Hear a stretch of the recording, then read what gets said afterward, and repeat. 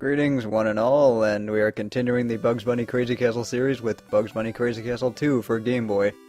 There's actual plot to this game. The witch takes over most of Looney Tunes land and kidnaps Honey Bunny. And as Bugs, we have to go get her back into the castle.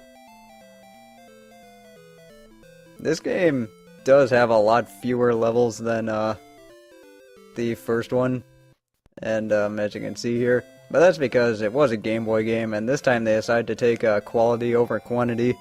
They decided to make the levels a lot longer, and they did this by requiring you to get 8 keys instead of carrots. You get keys, and then you get to that locked door that's randomly put in a different area in order to finish the level. You can do a lot of different things here. You can open doors to get keys. You also get pipes that come back. There are also blocks that you can break, as well as certain bricks you have to climb over, and there are warps too. And this first level is just to get you used to the basics. Foghorn Leghorn was the enemy that I just took out with the arrow. He's pretty easy to deal with. He'll just chase you directly. This game does feature a lot more gimmicks than the first game did. But then again, it is a lot shorter. And one gimmick that you'll see is that you get different weapons. In this case, sometimes it's going to be arrows, sometimes it's going to be bombs. And that's one thing you do have to keep an eye on, is just minding your surroundings. One mechanic that I am taking advantage of in this game, that I'm actually going to be abusing a lot, is whenever you enter a door and go out of a door, the enemies freeze for a second or two. And you can actually use that as an opportunity to get away from enemies, or place traps around them. And the enemies here are a lot different, even though Yosemite Sam is actually still the same. But there are a lot more enemies, and some of them can't go up or down doors, or some of them can't, or are just limited to the surface that they're on, or the plane that they're on. Like that ghost and like Yosemite Sam, but there are some other ones that can follow you directly, like that mouse, and we'll be running into a Tasmanian devil, as well as some bulldogs that can do the same thing.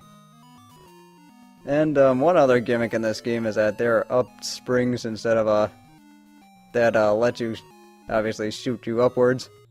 And there are also tight ropes that you have to keep moving on them, otherwise you fall. And you can fall by pressing down. So that's just something to keep an eye on. Is that since there are a lot more gimmicks, it obviously forces you to multitask a lot more.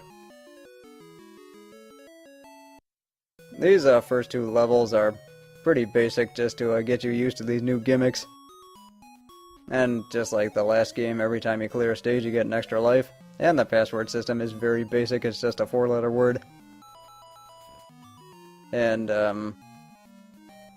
also, things you're going to be seeing a lot in this game is different setups. Because of the way the Game Boy is, there's going to be some screen crunch, so you do have to worry about some enemies getting the jump on you by surprise.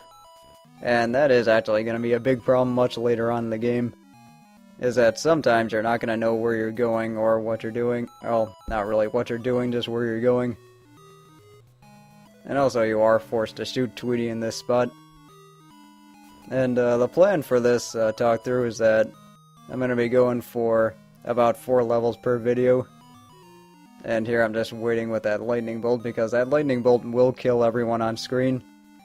But because of the way the screen crunch is, you do have to make sure that you do have as many people on there as you can. I think I only got like 2 on that one.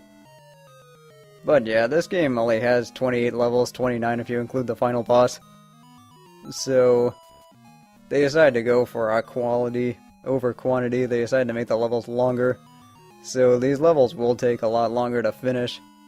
And one thing that can be pretty frustrating about this game is that every time you die, you have to start over from the beginning of the level. And that can be a real problem if you end up getting deep into a level and end up dying. Then you obviously have to do the whole thing over again. So that was their way of making the game go on a little longer, because these later levels do get really nasty down the road.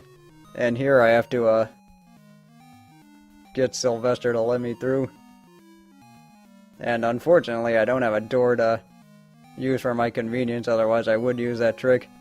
Also, one mechanic I am going to take advantage of a lot is that just like the first game, the enemies won't hurt you if you're going through the door or a pipe at the same time they are.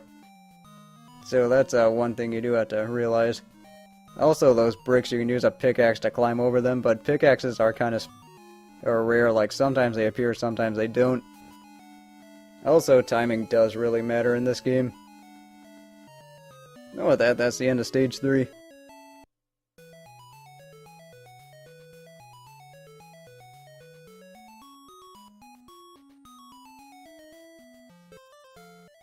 And what happened there was that I ended up pressing a button, because once you press any button you could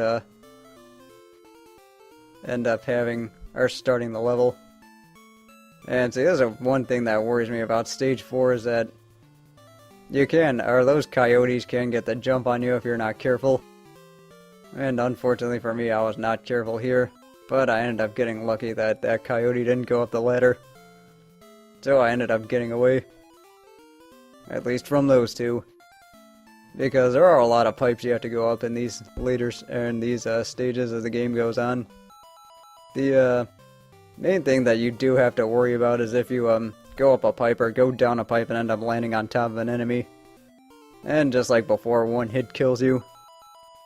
And at least the death animation isn't overly exaggerated and over the top like the first game was. Instead, you just vanish into a puff of smoke. And that's that. But here in this stage you can get a lot of bombs. And what the bombs do is that you just place them and let enemies run into them, and then that's how they die. And whenever you see those cracked rocks, you use a hammer to break them. And I'm just, I guess, feeling sadistic, so I decided to kill Yosemite Sam, even though I probably could have just gotten that key.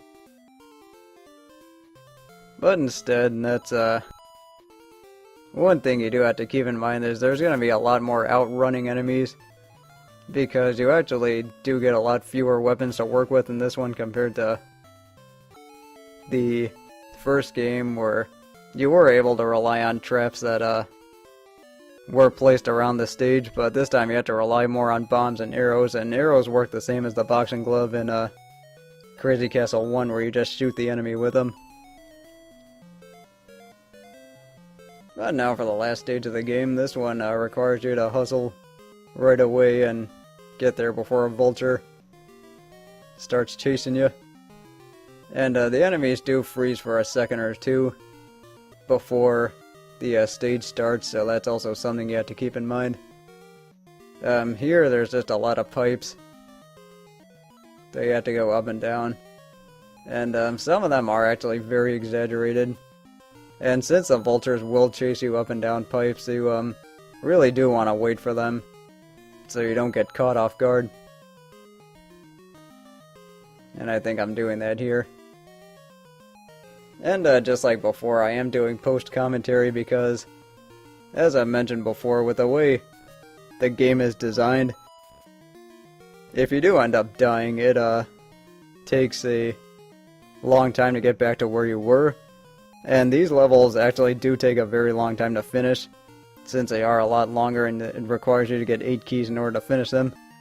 So I am probably going to edit out a lot more things before I end up commentating over it and doing post-commentary, just like I did before with the first Crazy Castle game.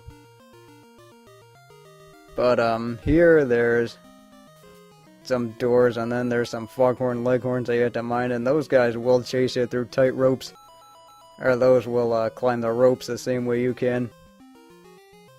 And it's not until Crazy Castle 3 actually that enemies can use warps, but for now you're the only one who can use warps, so you can actually use that to your advantage at certain times.